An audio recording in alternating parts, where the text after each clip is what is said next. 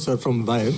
Sir మీరు అన్నారు ఈ 9 సంవత్సరాల్లో తెలంగాణలో ఒక సాంస్కృతిక దాడి విధ్వంసం జరిగిందన్నారు.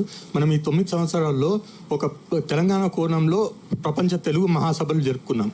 తెలంగాణ కోణంలో బలగం లాంటి సినిమాలు, నాటు నాటూరు లాంటి ఆస్కర్ విన్నింగ్ పాటలు వచ్చినాయి. మనము బతుకమ్మ, బోనాలు లాంటి పండుగలకు మనం జీవం పోసినాము. ఇప్పుడు దీన్ని మీరు ఎట్లా చూస్తారు? రాహుల్ గారు, ఇప్పుడు ఆ బలగం సినిమా కానీ లేకపోతే ఆ పాట కానీ ప్రభుత్వానికి ఏం సంబంధం లేదు. కొంతమంది పెట్టుబడి పెట్టి సినిమాలు తీసుకున్నారు, వ్యాపారం చేసుకున్నారు, అందులో వాళ్ళకి ప్రయోజనం చేకూరింది. దాంట్లో కొంత తెలంగాణ సంస్కృతి గురించి వచ్చింది. ఇక్కడ మనం చర్చిస్తున్నది ప్రభుత్వ నిర్ణయాలు.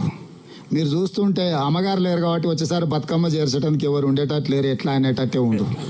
బతుకమ్మ అనేది నా అమ్మలు అమ్మమ్మలు వాళ్ళ తరతరాలుగా మనము చేసుకుంటున్న పండగ కాబట్టి వాళ్ళు వచ్చి మనకి నేర్పింది ఏం లేదు. ఒకవేళ బతుకమ్మను కూడా వ్యాపారంగా మార్చి, ఆట వస్తువుగా మార్చి, ప్లాస్టిక్ పూలు వాళ్ళు వచ్చిన అంతకుముందేమో బంతి పూలు, ఇవన్నీ సువాసనలు వెదజల్లే పూలు ఉండే. వాళ్ళు వచ్చిన బతుకమ్మలో ప్లాస్టిక్ పూలు వచ్చినాయి, గంతేతాడు. ఈసారి ప్లాస్టిక్ పూలతో చేసేటోళ్ళు లేకపోవచ్చు.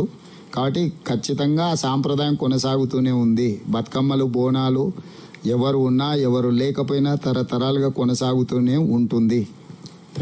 Next sir, Sadiq, big TV sir.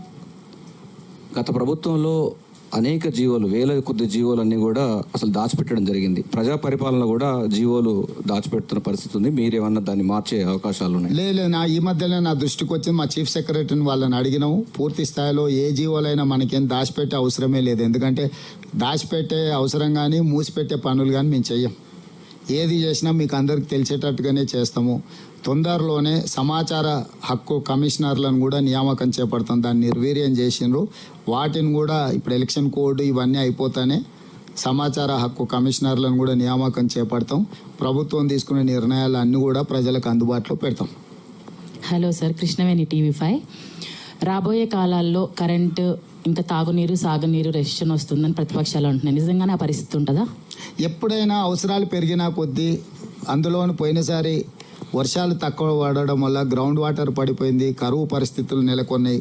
గత ప్రభుత్వం నిర్లక్ష్యం వహించడం వల్ల మనకు ఉండాల్సిన రిజర్వాయర్లలో కూడా నీటిని మెయింటైన్ చేయలేదు. పవర్ జనరేషన్ కోసం వదిలేసి గాలికి వదిలేసిండ్రు.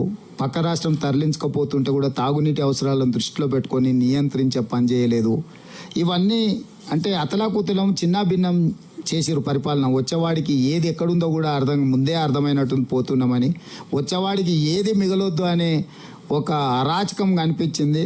దాన్ని కంప్లీట్గా ఈ రోజు వరకు ఎక్కడ కూడా మీకు చిన్న సమస్య కూడా రాకుండా, ఎక్కడైనా అనుకోకుంటే ఏదైనా చిన్న చిన్న సమస్యలు వస్తే కూడా వాటిని పరిష్కరించుకుంటూ, మీకు ఒక ఉదాహరణ చెప్తా. విద్యుత్తు మేము అవసరానికి మించి ఎక్కువ ఇస్తున్నా, విద్యుత్ కోతలు అవుతున్నాయి. ఏంద్రా అని చూస్తే కొంతమంది నాయకులు ఆ లైన్మెన్లకు చెప్పేసి ఎక్కడైతే విఐపీలు ఉంటారో ఎవరు అంటుంటారో ఆ లైన్మెన్ లైన్ ఆఫ్ పని మొదలు పెట్టిండ్రు. అందుకే ఎవడు ఆపితే వాడు కారణం లేకుండా ఆపితే ఉద్యోగం కూడా వీకుర్రు అని చెప్పిన తర్వాత కొంతమందిని వీకినాక కొంత. ఇప్పుడు ఆపరేషన్ లేకుండానే మోకాళ్లకు ప్లాస్మా ట్రీట్మెంట్. మీ ఆర్థోపెడిక్ సమస్యలన్నిటికీ రోబోటిక్ టెక్నాలజీ ద్వారా తక్కువ ఖర్చుతో శాశ్వత పరిష్కారం. Free consultation. ప్రతి ట్రీట్మెంట్ పై 20% డిస్కౌంట్. ఈ ఆఫర్ కొద్ది రోజులు మాత్రమే. త్వరపడండి. V9 hospitals 9281465842.